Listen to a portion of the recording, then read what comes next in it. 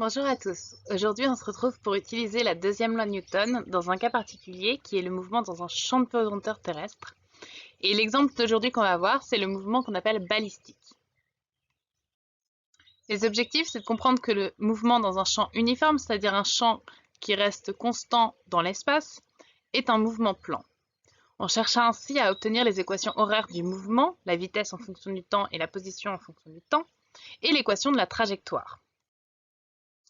Avant de commencer, la démonstration qui va suivre, il faut que vous la refassiez en même temps que moi. Pour ça, vous n'hésitez pas à prendre des pauses et à arrêter la vidéo quand c'est nécessaire pour pouvoir copier le texte, à refaire chez vous les calculs mathématiques. Donc vous prenez une feuille et un crayon et vous suivez en même temps.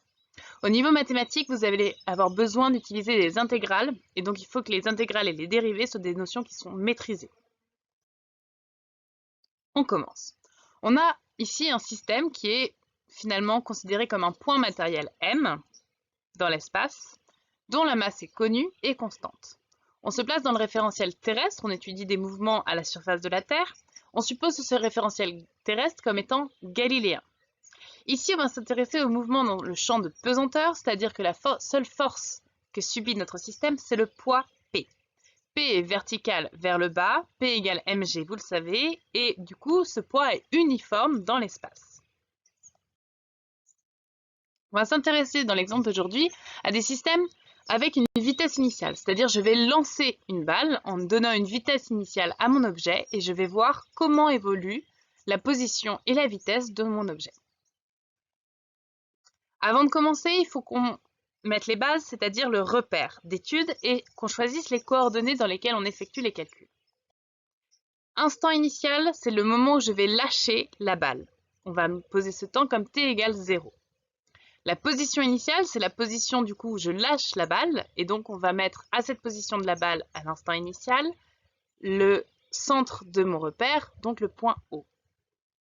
Et je vais tracer trois axes. Le premier axe, c'est l'axe horizontal X, qui est la direction dans laquelle je vais lancer. Le deuxième axe, c'est l'axe Y, qui est du coup l'axe vertical. Et le troisième axe, c'est l'axe Z, qui est du coup perpendiculaire à mon mouvement. Ce qui signifie que mon mouvement va se faire dans un plan, appelé le plan de tir, qui est le centre O, l'axe UX et l'axe UY. Les vecteurs U ici sont les vecteurs unitaires reliés à chacun des axes. Vecteur unitaire, ça veut dire que la norme vaut 1 et donc ils sont dans la direction de l'axe X, de l'axe Y et de l'axe Z.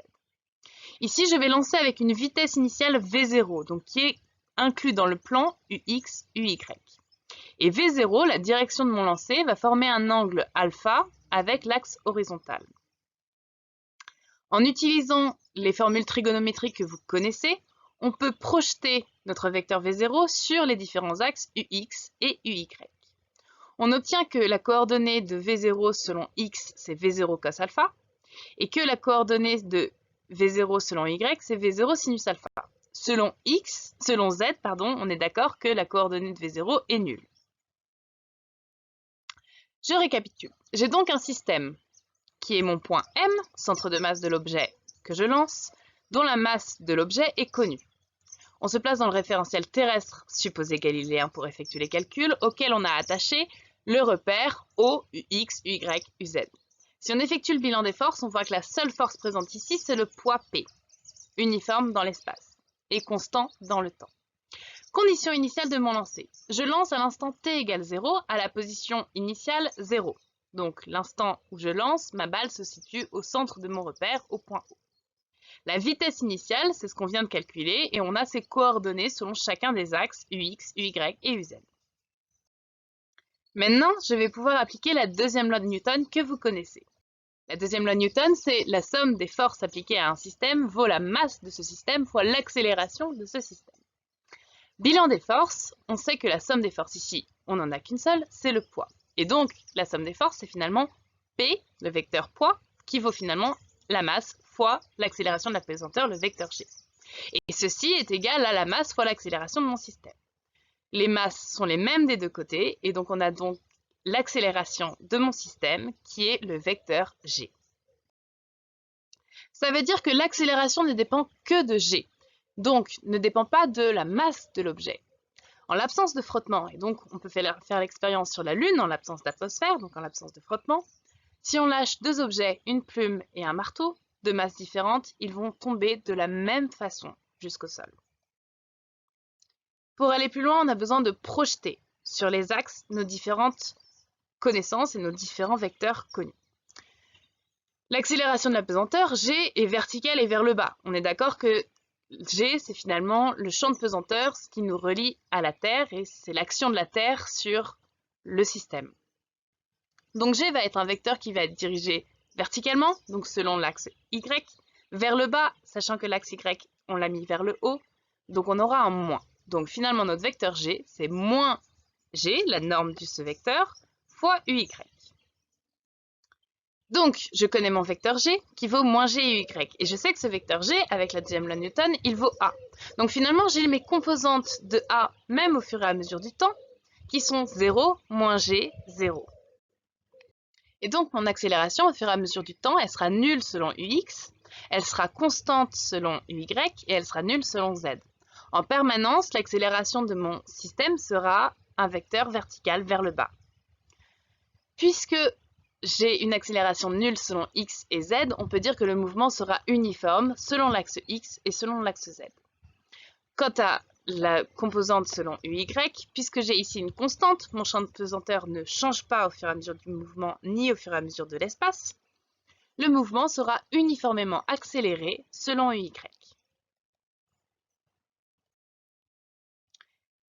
Maintenant, on va s'intéresser aux équations horaires de la vitesse, c'est-à-dire j'ai mon accélération au fur et à mesure du temps, je vais essayer d'obtenir la vitesse en fonction du temps, selon chacune des coordonnées.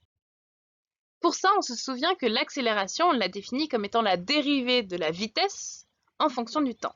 Selon chacune des composantes, c'est-à-dire l'accélération selon x, c'est la dérivée de la vitesse selon x en fur et à mesure du temps, l'accélération selon y, c'est la dérivée de la vitesse selon y en fonction du temps, et de même pour z. Ici, on utilise une petite connaissance mathématique. Vous savez que, et on l'a déjà fait, la vitesse, on la dérive pour obtenir l'accélération. Donc, depuis l'accélération, pour obtenir la vitesse, on va effectuer une intégrale. Ce qui veut dire que notre accélération, qu'on connaît, c'est 0 moins g, 0. Et cette accélération, c'est la dérivée de la vitesse selon x, la dérivée de la vitesse selon y en fonction du temps, et la dérivée de la vitesse selon z en fonction du temps. Ce qui veut dire que ma dérivée de vitesse en fonction de x vaut 0, ma dérivée de vitesse en fonction du temps selon y vaut moins g, et la dérivée de la vitesse selon z en fonction du temps vaut 0. Maintenant, je n'ai plus qu'à effectuer le calcul de l'intégrale. L'intégrale d'une fonction nulle, c'est une constante, et donc la vitesse selon x sera constante. Pour l'instant, on met C1, on verra par la suite comment on fait pour obtenir cette valeur. Selon y, on a notre accélération qui est moins g. Et donc la vitesse, l'intégrale de l'accélération, ce sera moins g fois t. L'intégrale d'une constante, c'est la fonction linéaire. On rajoute ici la constante d'intégration, ne l'oublie pas, qu'on verra après. Donc pour l'instant, on pose ces deux, inconnus, et on verra après comment on fait pour l'obtenir. De la même manière que pour ux, selon z, on a l'accélération qui est nulle et donc la vitesse sera une constante. On a ici la formule de la vitesse selon chacune des coordonnées à chaque instant, utilisant nos trois constantes d'intégration, C1, C2 et C3, qui sont pour l'instant inconnues. Cette formule est vraie à chaque instant de mon lancer, y compris à l'instant initial. L'instant initial, c'est l'instant où t égale à 0.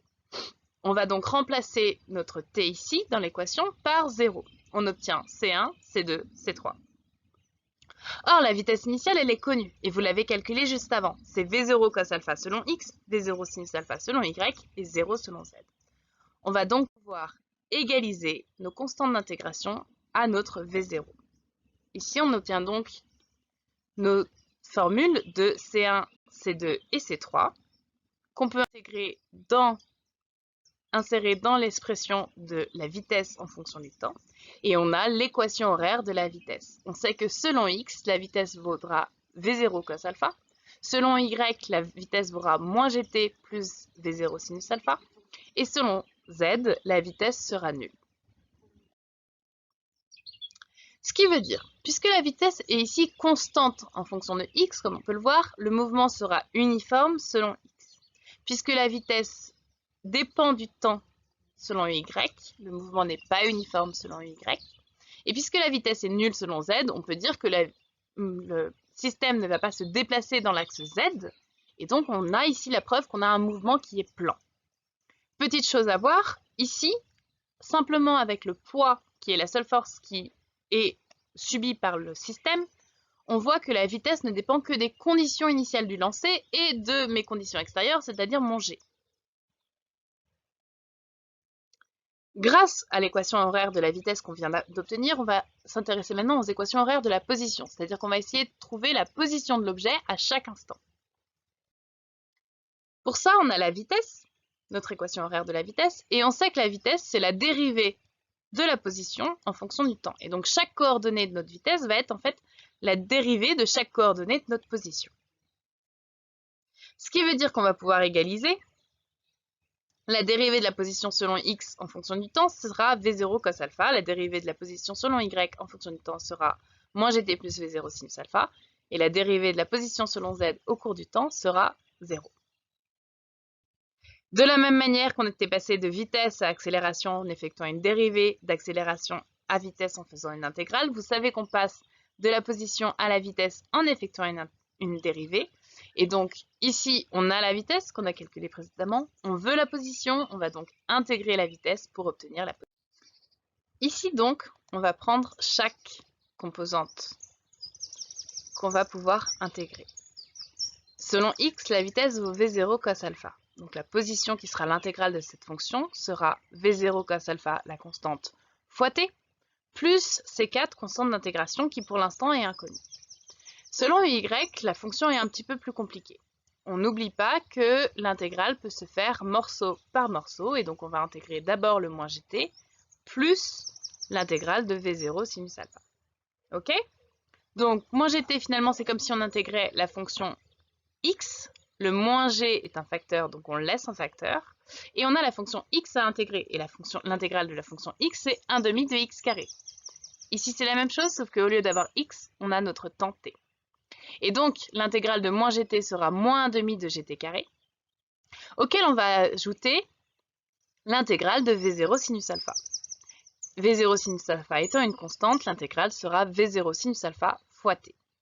Et on n'oublie pas à la fin la constante d'intégration.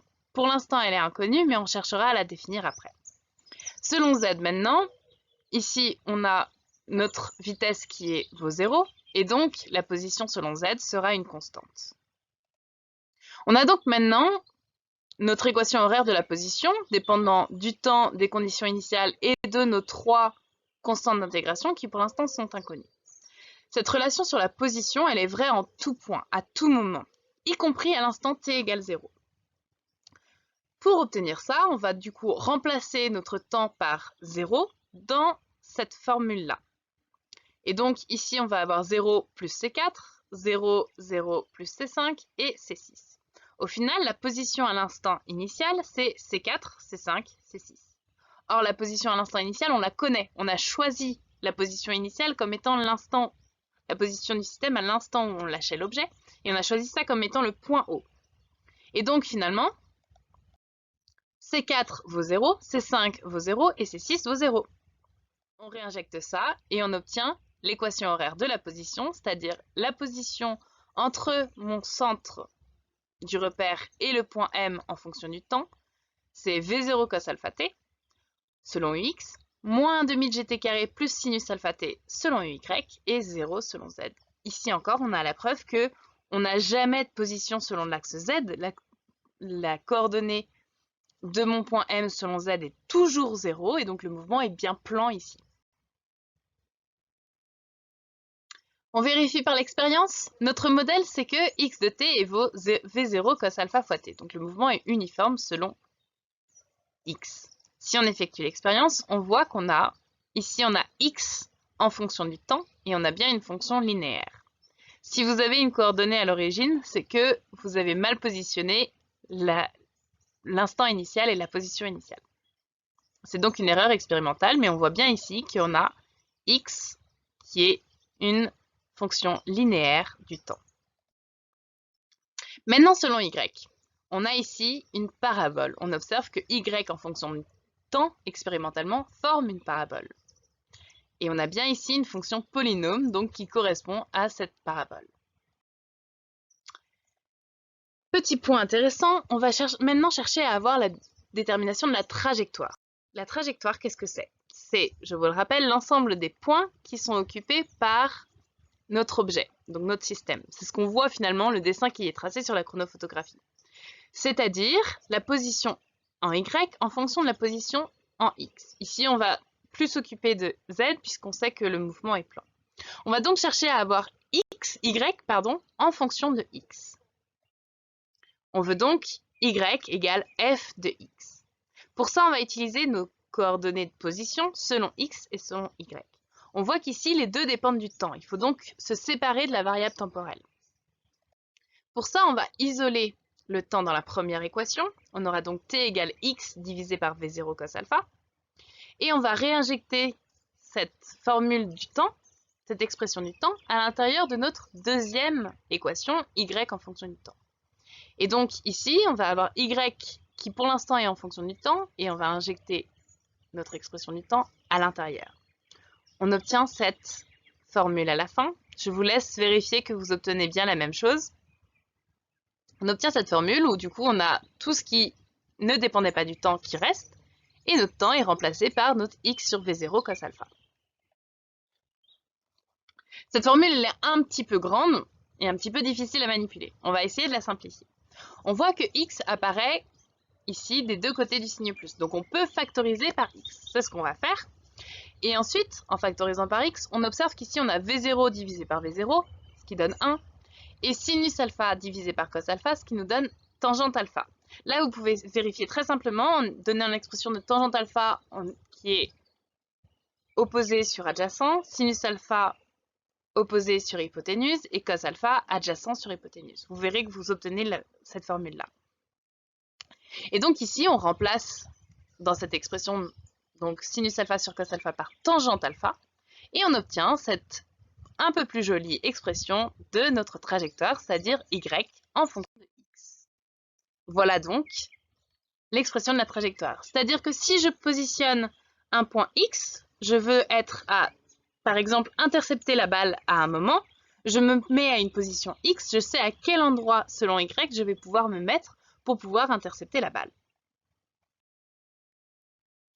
L'autre côté intéressant de la trajectoire, c'est que ça va nous permettre de calculer la portée du tir. La portée, c'est de combien de x j'ai parcouru pour que la balle retombe, à quel endroit la balle est retombée au sol. Et donc, si la balle est retombée au sol, ça veut dire que mon altitude est revenue à l'altitude initiale, donc 0. Donc ça veut dire que y vaut 0. Et je vais calculer le x, donc la distance parcourue selon l'axe x, pour lequel mon y vaut 0. Au vu de l'expression de ma trajectoire ici, j'ai deux solutions possibles. Soit x est égal à 0. À ce moment-là, on retrouve la solution initiale. Lorsque x égale 0, je suis à l'instant initial où je lâche ma balle. On est d'accord qu'on a x égale 0, y égale 0, et même z égale 0, et même le temps égale 0. C'est mon instant initial. Cette solution-là, on l'a vérifié que quand x égale 0, y égale 0, mais elle ne nous est pas très utile. La deuxième solution, c'est que je vais faire en sorte que ce qu'il y a à l'intérieur de ma parenthèse s'annule. Donc il faut que cette expression-là vaut 0. Et ça va me donner la portée du tir, c'est-à-dire la condition sur x pour laquelle y va valoir 0. Ici, je déroule les calculs mathématiques et vous les vérifiez en même temps. Tangente alpha égale gx sur 2v0 carré cosinus carré x, alpha, pardon. Et ici, une fois que j'ai cette expression-là, je vais isoler x. J'obtiens une formule plutôt moche, que je vais simplifier en utilisant une formule trigonométrique qui, rassurez-vous, n'est pas à connaître. En réalité, on sait que 2 fois tangente alpha fois cosinus carré, ça vaut sinus fois 2 alpha. Et donc, j'injecte mon sinus 2 alpha ici à la place de ce que j'avais. J'ai donc maintenant une expression de x qui est la portée. C'est-à-dire, lorsque y égale 0, x vaut cette expression-là. On peut faire une application numérique en cherchant par exemple la portée d'un tir qui est lancé à 30 degrés, donc un angle alpha 30 degrés, avec une vitesse initiale de 3 mètres par seconde. Donc je lance avec une vitesse initiale de 3 mètres par seconde et un angle par rapport à l'horizontale qui est de 30 degrés. Je vais avoir 0,79 mètres. Donc la balle va parcourir 0,79 mètres avant de retomber au sol. Si maintenant avec ce même angle, je donne une vitesse initiale beaucoup plus grande, de par exemple 10 mètres par seconde, la balle va effectuer 8,82 mètres avant de retomber au sol. On voit bien ici que la portée de mon tir dépend du carré de ma vitesse. Donc plus j'envoie fort, plus la balle va aller loin. Jusqu'ici, ça paraît logique. La deuxième chose dont x dépend, c'est le sinus de l'angle. Donc il va y avoir, selon l'angle auquel je lance la balle, la portée du tir va être différente. La question qu'on peut se poser, c'est quel est l'angle alpha pour lequel la portée est maximale. Si je n'ai pas beaucoup de force et que je veux envoyer la balle le plus loin possible sans utiliser une très grande vitesse initiale, je peux choisir l'angle de visée pour avoir la plus grande portée. Dans notre expression de x, on a un sinus de alpha. On sait que le sinus vaut 1 quand l'angle à l'intérieur vaut 90 degrés. Donc il faut que mon 2 alpha donc, soit maximal, mon sinus de alpha est maximal quand mon 2 alpha vaut 90 degrés, c'est-à-dire quand alpha vaut 45 degrés. Ce qui veut dire que peu importe la vitesse que je donne, si je lance un objet avec un angle de 45 degrés par rapport à l'horizontale, je vais aller le plus loin possible. C'est cet angle-là qui est principalement utilisé par les grenouilles, par exemple, lorsqu'elles sautent. Elles sautent très souvent à 45 degrés, ce qui leur permet d'aller le plus loin possible. Conclusion.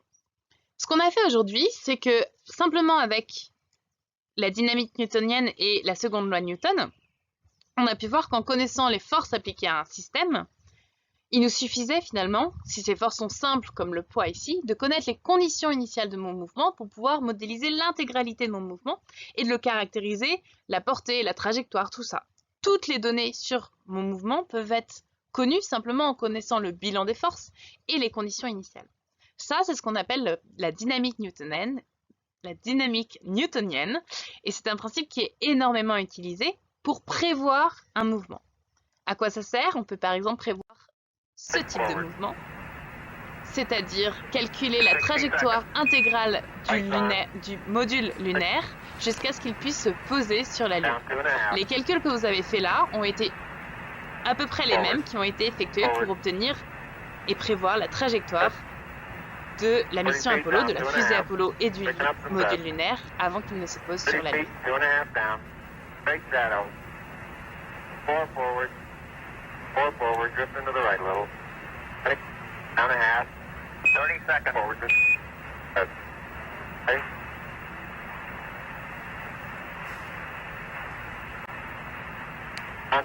Et ça y est, le module lunaire s'est posé. Okay, engine stop. ACA at a T10.